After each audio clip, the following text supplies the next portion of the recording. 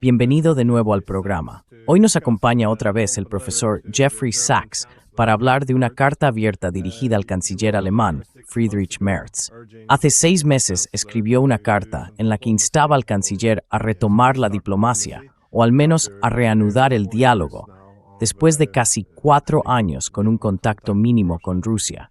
Y ahora ha publicado otra carta abierta al canciller alemán, que además ha sido reproducida en los medios alemanes. Quisiera empezar preguntándole por qué decidió escribir una segunda carta. ¿Qué cree que ha cambiado en la guerra por delegación en Ucrania?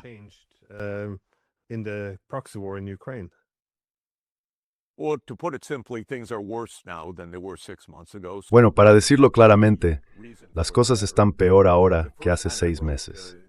Por eso escribí la carta. La primera vez que publiqué una carta abierta fue en diciembre de 2025, y la situación entonces era bastante sombría.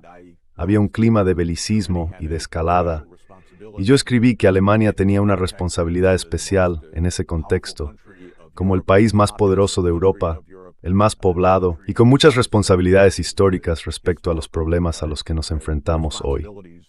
Y en enero de 2026, apenas un par de semanas después de que se publicara esa carta, vi algunos indicios de esperanza.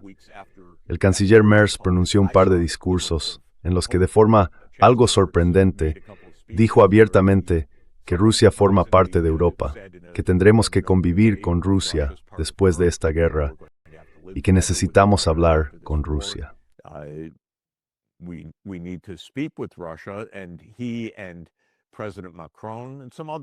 Y él, junto con el presidente Macron y algunos otros líderes europeos, empezaron en enero a opinar sobre la necesidad de una nueva forma de diplomacia. Y Europa, de una manera un tanto torpe, comenzó públicamente a buscar quién podría desempeñar el papel de enviado diplomático. Por cierto, es bastante triste y extraño que la persona designada para ese puesto, Kaja Kallas, sea considerada por ambas partes como inadecuada para ello, porque es abiertamente rusófoba. Y cada día salen de su boca discursos de odio, mensajes antirrusos, lo que hace que en realidad no pueda cumplir con su función, que es ser la principal diplomática de Europa.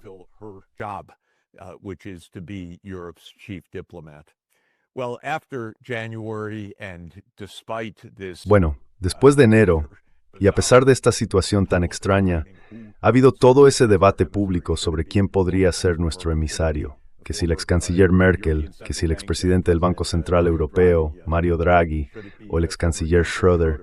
Es un proceso bastante insólito, la verdad.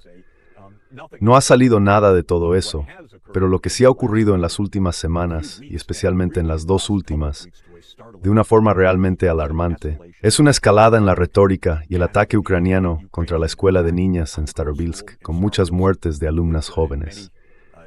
Y Europa, en lugar de disculparse por ello o explicar por qué un misil fue en la dirección equivocada, está en negación o simplemente en silencio ante este hecho tan terrible.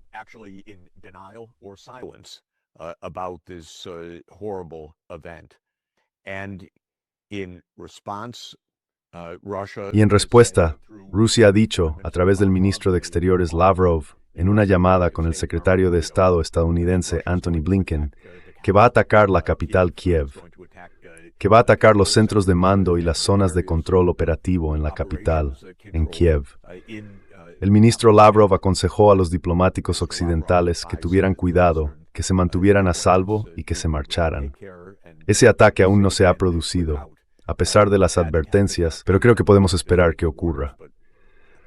Así que estamos viviendo días inquietantes, y la respuesta en Europa ha sido cada vez más dura en su retórica y nada conciliadora ante los desastres que claramente ya se han producido.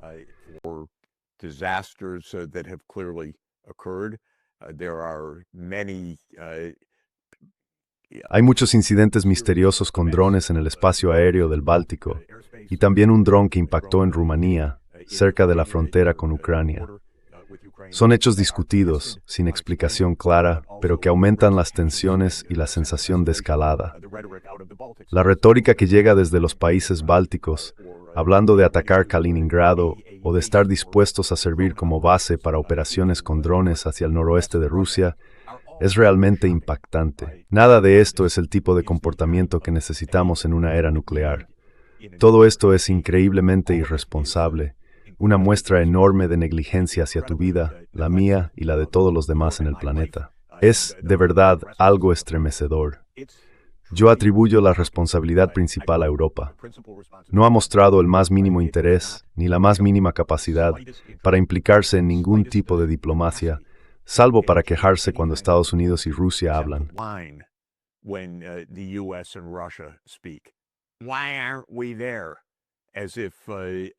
¿Por qué no estamos ahí? Como si una unión de 450 millones de personas no pudiera organizarse para encontrar a alguien que hable con su homólogo en Rusia. Así que, Glenn, escribí la carta porque la situación es alarmante ahora. No porque tenga una esperanza especial de que se escuche lo que digo, sino porque la situación es realmente alarmante. Y para subrayar el sentido de la carta, lo que quiero dejar claro en ella no es solo que la diplomacia es lo correcto, sino que Alemania tiene una responsabilidad particular. Y antes de que la gente saque conclusiones precipitadas, me refiero a la responsabilidad desde 1990 en adelante. Quiero que quede claro, estoy hablando de aspectos concretos de los acontecimientos que están ocurriendo en Ucrania. Of the events that are taking place in Ukraine. And I happen to know firsthand and Y yo lo sé de primera mano, y también por muchas otras vías. Alemania hizo trampa con la reunificación alemana de una forma fundamental, porque los términos de la reunificación, en 1990, que requerían la aprobación de la Unión Soviética y de las demás potencias ocupantes de Alemania tras la Segunda Guerra Mundial, establecían que Alemania, y en general Occidente, no aprovecharían la reunificación para mover sus fuerzas militares hacia el este, hacia Europa Central y del Este, y mucho menos hacia Ucrania o el Cáucaso Sur, Georgia, otro de los objetivos de esa alianza absolutamente irresponsable llamada OTAN, y mintieron. Así que Alemania tiene una responsabilidad, dado que se hicieron compromisos solemnes en su beneficio, promesas formuladas en febrero de 1990, en el contexto de la reunificación alemana para poner fin a la Segunda Guerra Mundial. Créase o no, porque no hubo ningún tratado después de 1945, hasta el Acuerdo 2+4 en 1990, de que Alemania no aprovecharía la reunificación para desplazar su poder militar ni el de la OTAN hacia el este.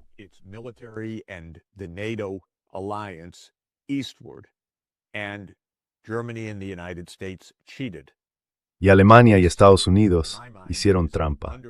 Y esto, en mi opinión, es la razón de fondo por la que las tensiones aumentaron durante más de 30 años. Lo vimos suceder. Vimos una duplicidad constante, porque menciono 6 episodios en esta carta, en los que Alemania no actuó con honestidad, en un contexto geopolítico que era realmente angustioso. Así que no se trata solo de una responsabilidad histórica general. No es solo que Alemania sea un país grande y poderoso, el más grande y poderoso de the world.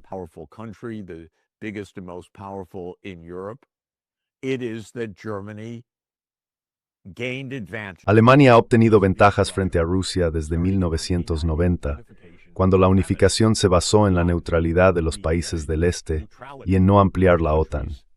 Y una y otra vez, Alemania no solo incumplió esa promesa, sino también muchos otros compromisos concretos que había asumido. Así que, como canciller de Alemania, Merz tiene la responsabilidad de conocer todo esto y actuar en consecuencia antes de que Europa se vea envuelta en otra guerra. Y todo este golpe de pecho de Europa, hablando de lo virtuosa que es y de lo malvada que es Rusia, esta narrativa unilateral que no termina nunca.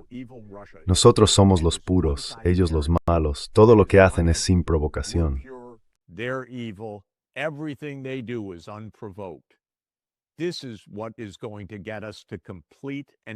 Esto es lo que nos va a llevar a un desastre completo y total.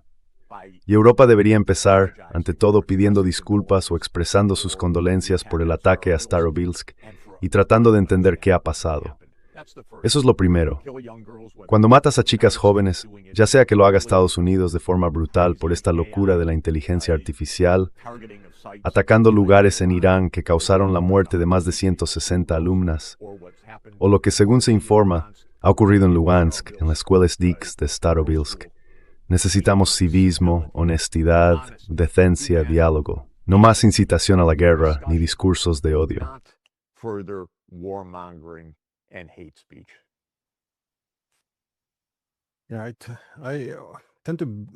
Yo tiendo no solo a culpar a la OTAN, sino también a reconocer que tiene un papel clave para resolver esto.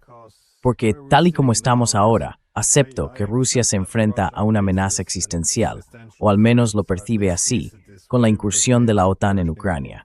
Pero también reconozco que como resultado de la invasión rusa, los ucranianos afrontan igualmente una amenaza existencial. Así que entiendo la motivación de ambas partes para luchar hasta el final y estar dispuestas a asumir unos costes tan terribles.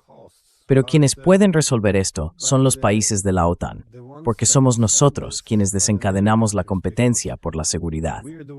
Si volvemos al año 2014, cuando derrocamos al gobierno en Ucrania, solo una minoría de ucranianos quería formar parte de la OTAN. Y, lo que es más importante, sabíamos que eso provocaría una guerra. Está bien documentado, tanto entre los europeos como entre los estadounidenses, y aún así decidimos hacerlo. Así que esa es mi preocupación. Supongo que seguimos avanzando en esta dirección. Sí.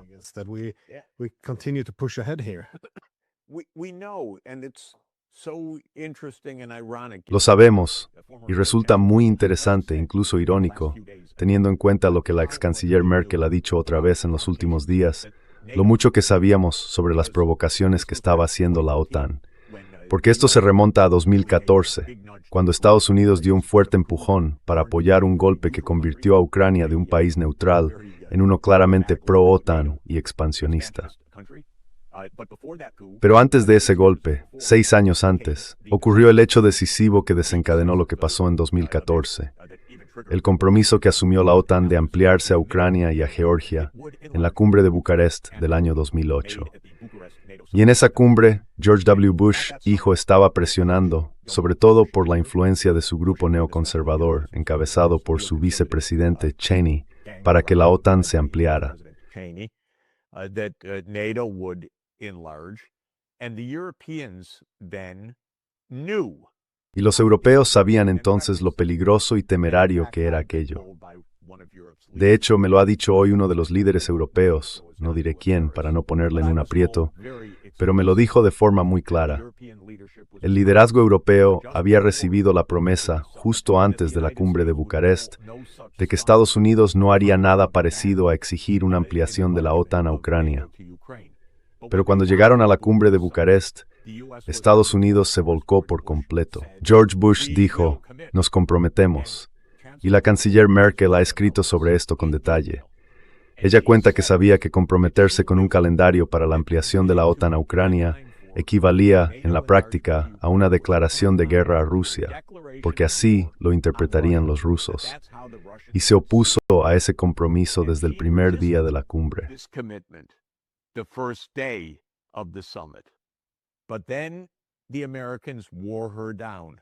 Pero luego los estadounidenses la agotaron.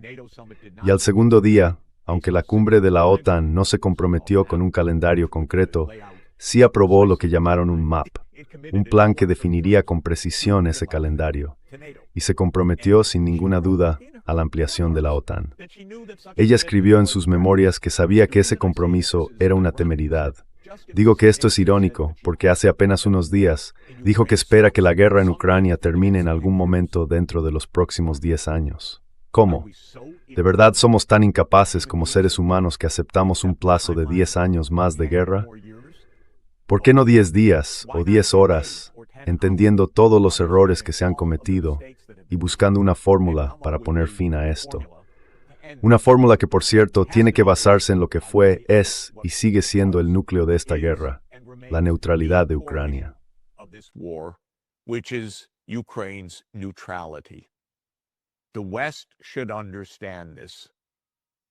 Occidente tiene que entender esto, absolutamente.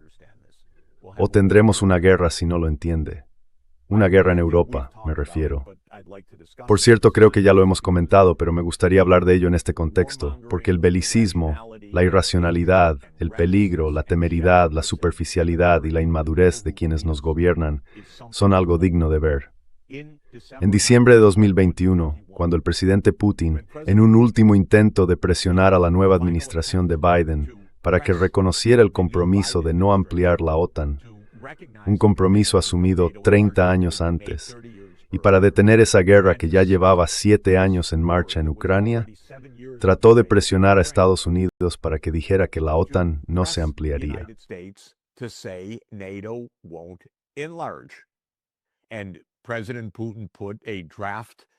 Y el presidente Putin puso sobre la mesa un borrador de acuerdo de seguridad entre Rusia y Estados Unidos a mediados de diciembre. Creo que fue el 17 de diciembre, si no recuerdo mal, de 2021. Y aunque había cosas que sinceramente no creo que la OTAN hubiera aceptado, ni tampoco Estados Unidos, sobre revertir algunos de los despliegues existentes, lo que me pareció absolutamente fundamental y acertado fue que en ese momento Estados Unidos debería haber dicho: sí, la OTAN no va a ampliarse más hacia Ucrania, y mucho menos hacia la región del Cáucaso Sur, que por cierto sigue siendo un área en la que la CIA y Estados Unidos están implicados.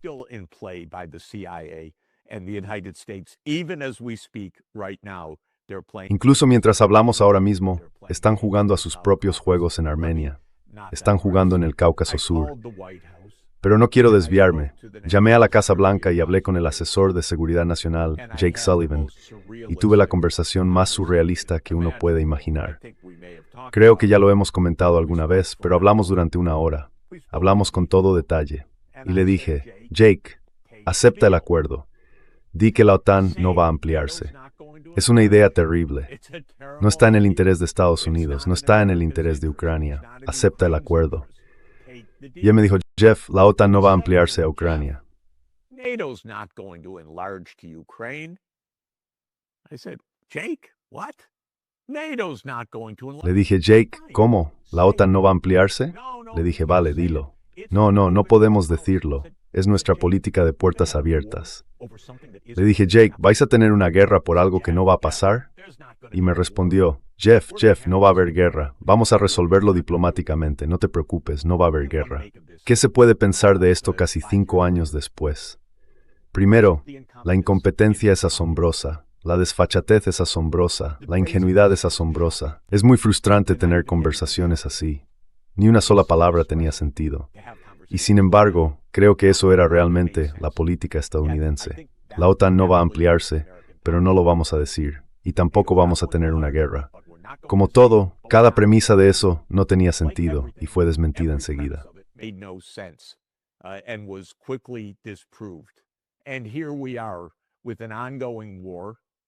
Y aquí estamos, con una guerra que sigue en marcha desde... Bueno, la guerra empezó en 2014, seamos claros, pero esta escalada es desde febrero de 2022, así que ya son más de 4 años. Y ahora escuchamos a la canciller Merkel, que siempre me ha caído bien, tengo que decirlo, diciendo que espera que no dure otros 10 años. ¿Cómo es posible? ¿Hay algo tan mal en la mentalidad europea que la guerra se haya vuelto algo normal? Es increíble. Europa ha estado en guerra prácticamente siempre, desde quizá el año 300 después de Cristo, cuando las tribus germánicas empezaron sus incursiones en el Imperio Romano, y desde el 476, cuando Europa occidental se fragmentó con el fin del Imperio Romano. Nunca ha estado realmente en paz como debería. Ha tenido periodos mucho mejores, sí, pero ¿qué tipo de mentalidad es esa que en lugar de decir, Dios mío, esto podría durar otras 10 semanas, es terrible? Tenemos que hacer algo, simplemente lo acepta.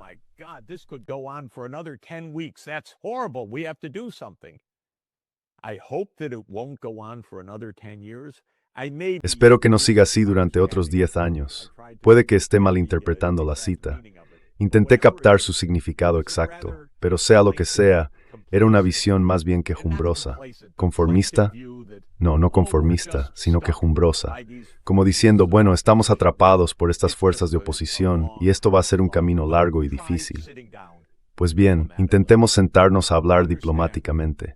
Entendamos todas las mentiras que se contaron y, por mencionar algunas de las que señalé y que son relevantes, en el contexto del golpe en Maidán, El 21 de febrero de 2014, el ministro de Asuntos Exteriores alemán y sus homólogos francés y polaco negociaron con el presidente Yanukovych que no habría golpe, que el presidente Yanukovych seguiría en el poder bajo el orden constitucional y que habría elecciones a finales de 2014. Al día siguiente se produjo un golpe violento. The next day, a violent coup came. You might think that the United States and Podrías pensar que Estados Unidos, Alemania, Polonia y Francia dirían, no aceptamos un golpe violento. Ucrania es una democracia constitucional y el presidente Yanukovych sigue siendo el presidente. Pero claro, no dijeron eso. Estados Unidos se frotaba las manos. Los tenemos, ahora vamos a por la ampliación de la OTAN. Inmediatamente el régimen posterior al golpe dijo, bueno, quizá Rusia no debería seguir en Sebastopol y Crimea. Tal vez sea hora de anular ese contrato de arrendamiento de su base naval y cosas por el estilo. Se veía el plan con total claridad. ¿Y qué hizo Alemania en ese contexto? Nada, salvo seguir la corriente. Así que fue otro engaño más. Y un año después, en febrero de 2015, cuando la guerra ya había empezado y la gente moría en el Donbass, la canciller Merkel y el presidente Hollande negociaron personalmente un acuerdo para poner fin a la guerra, llamado Resettle en Minsk II. an arrangement to end the war called the Minsk II Agreement. And it happened to be based on Y resultó que se basaba en una idea de autonomía para la población rusa étnica del este de Ucrania. Y curiosamente también sé que la canciller Merkel veía eso como una buena alternativa, porque conocía el caso del enclave alemán en el Tirol del Sur, en el norte de Italia. Es otro ejemplo de una región autónoma en Europa, en paz, pero con autonomía precisamente porque es una parte étnicamente diferenciada de Italia. Italia había tomado ese territorio del Imperio Austrohúngaro al final de la Primera Guerra Mundial, una zona de habla alemana cerca de Bolzano o alrededor de Bolzano, y ahora tienen autonomía y todo funciona bien. Así que la canciller Merkel dijo, esta es la forma de poner fin a la crisis del Donbass, dar autonomía. Bueno, Alemania lo negoció. Alemania se presentó como garante junto con Francia en el llamado proceso de Normandía. guarantor together with France in the so-called Normandy process, and Germany reneged on its guarantor role. Y Alemania se echó atrás en su papel de garante. Sé que a Estados Unidos no le gustó. Ucrania debería ser un Estado unitario. No queremos esa autonomía. No debilitéis a Ucrania. En otras palabras, no cumpláis exactamente con lo que acabáis de firmar y lo que acaba de ser ratificado por unanimidad en el Consejo de Seguridad de la ONU. Porque el acuerdo de Minsk II no era solo un acuerdo interno de Ucrania, sino un acuerdo respaldado por el Consejo de Seguridad de la ONU, y luego se ignoró. Años después, la canciller Merkel dijo, bueno, sí, en realidad no esperábamos que funcionara, era para dar tiempo a Ucrania a reforzarse. La verdad, no creo que esa fuera su motivación en febrero de 2015. Creo que es una especie de justificación a posteriori bastante extraña de lo que ocurrió. Kind of ex post rationalization of events. But whatever it is, there was duplicity in the end. Pero, sea lo que sea, al final hubo duplicidad. En fin, todo esto, Glenn, es para decir que no sé si el canciller Merz sabe algo de esto. No sé si hace los deberes, no sé si conoce la historia, pero es el canciller de Alemania. Y tiene una responsabilidad con todos nosotros, en realidad, de comportarse como un canciller alemán responsable. Y eso significa conocer estos hechos, entender que no hay pureza en el lado europeo, que hay mucho de lo que hablar si queremos una seguridad mutua real en Europa, y que como canciller tiene la responsabilidad de no ser un belicista. Tiene la responsabilidad de coger el teléfono o abrir su Zoom y hablar con su homólogo, el presidente Putin. Connect with his counterpart, President Putin. La falta de diplomacia me ha resultado realmente impactante. Es decir, como decías, el hecho de que los alemanes fueran garantes de ese gobierno de unidad en 2014 y luego se echaran atrás. El hecho de que el acuerdo de paz de Minsk fuera saboteado durante 7 años. También las elecciones de 2019, cuando a los ucranianos se les permitió votar por una plataforma contraria a la guerra y buscar la reconciliación con Donbass y con Rusia. Y, básicamente, nuestro gobierno y 500 ONG se aseguraron de que una vez que Zelensky dio marcha atrás, por supuesto, también con el apoyo de nuestros aliados, se financiara y entrenara a fuerzas de extrema derecha. Después, se ignoraron todas las oportunidades de encontrar una salida en 2021, se sabotearon las negociaciones de paz de Estambul y, por supuesto, se boicoteó la diplomacia durante 4 años.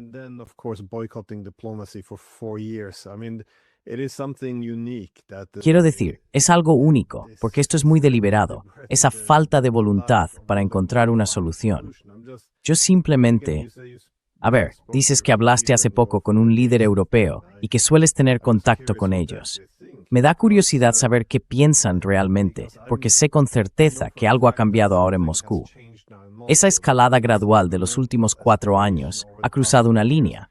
Es decir, los europeos hablan abiertamente de una guerra con Rusia, del objetivo de destruir su energía, de atacar instalaciones militares dentro de Rusia, de respaldar todo eso con una producción masiva de armas, de declarar abiertamente sus intenciones, de desarrollar las capacidades y de usar su propio territorio para lanzar ataques. Hablé con Mierzchmer, un amigo común nuestro, y él decía que esto ya no es una guerra por delegación.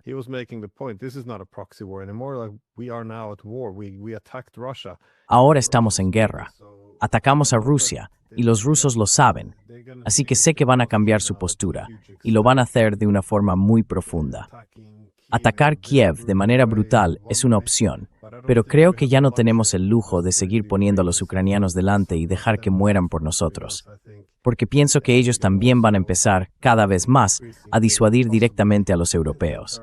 Así que no sé, en fin. Si miras el camino que hemos seguido durante años, es difícil ignorar que nos dirigimos hacia una guerra y que seguimos sin hacer diplomacia.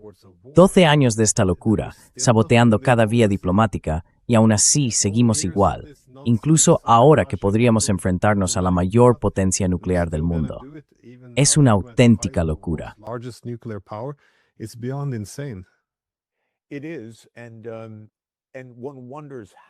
Sí, y uno se pregunta cómo puede pasar algo así en un mundo con comunicación abierta, con debates como este, o con la posibilidad, por suerte, de que todavía pueda publicar una carta abierta en un medio importante de Alemania, el Berliner Zeitung.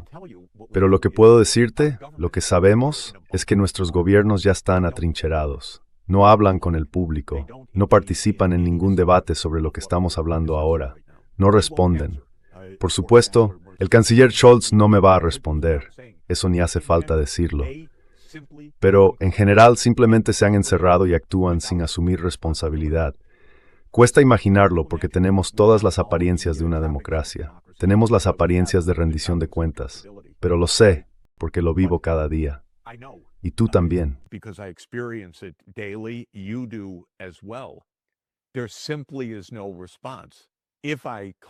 Simplemente no hay respuesta. Si llamo a un alto cargo de la Comisión Europea, no me contestan. No me devuelven la llamada. Saben perfectamente quién soy. Llevo 40 años tratando con la Comisión Europea, de una forma u otra. He tratado personalmente con muchos de ellos, y sencillamente ya no quieren hablar. Líderes que conozco ya no hablan. Se han atrincherado, no pueden defender su posición, no pueden justificarla. Lo único que pueden hacer es difundir propaganda en una sola dirección y llamarnos como les dé la gana, o imponer sanciones o lo que sea que hagan, que a veces también lo hacen contra ciertas personas. Pero lo que no tenemos, ni siquiera dentro de nuestros propios países ahora mismo, es un debate abierto.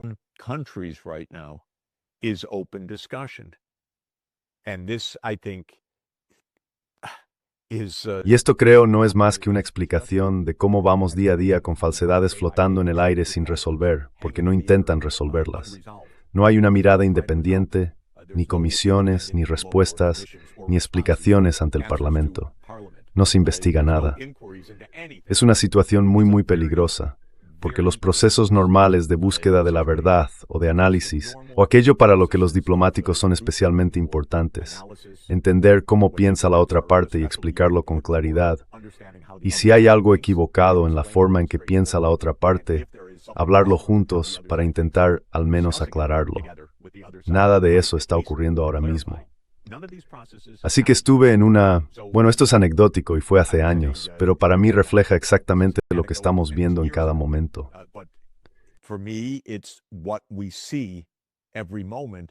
I was invited by the G7 foreign ministers. Fui invitado por los ministros de Asuntos Exteriores del G7 para hablar con ellos. Bueno, en realidad me invitó el país anfitrión en ese momento, que era Indonesia, para dirigirme a los ministros de Asuntos Exteriores del G20. Y esto fue después de la invasión. No querían hablar con el ministro de Exteriores Lavrov.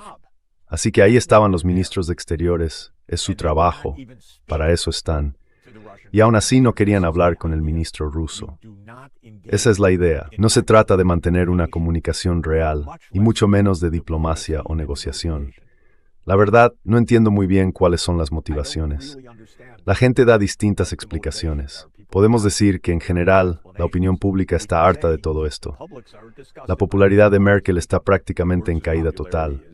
Y la de Macron también. Macron's popularity is essentially in complete collapse. Starmer's popularity is essentially in complete collapse. La popularidad de Starmer está básicamente en caída libre. No es que esta gente esté expresando la voluntad de sus ciudadanos. Todo lo contrario. Y bueno, eso plantea todo tipo de preguntas. Algunos dicen, bueno, Merz, él es de BlackRock. No sé si esa es la explicación o no. Otros dicen que representa a la industria militar alemana. ¿Quién sabe? A mí me parece poco probable. Esas explicaciones son demasiado simples. Pero, sinceramente, no tengo una mejor, porque el cambio de comportamiento es tan extraño a estas alturas, tan contraproducente y tan peligroso. Y tenemos que mantener el mensaje central para los europeos. Dijisteis que ibais a hablar. Dijisteis buscar un intermediario. Por el amor de Dios, 450 millones de personas en la Unión Europea, encontrad a alguien y empezad ya.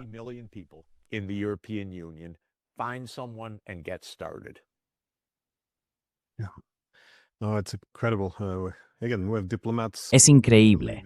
Una vez más, tenemos diplomáticos que no creen en la diplomacia, líderes que ignoran sus propios intereses nacionales y que al parecer sienten cierto desprecio por su propia gente, y periodistas que piensan que su trabajo es defender narrativas.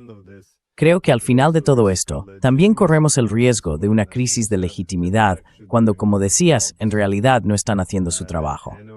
En fin, espero que tengamos la oportunidad de hablar de algunos avances positivos en el futuro, pero muchas gracias. He disfrutado mucho tu carta abierta, dejaré un enlace en la descripción y animo a todo el mundo a leerla. Así que, gracias de nuevo. Glenn, muchísimas gracias. Nos vemos pronto.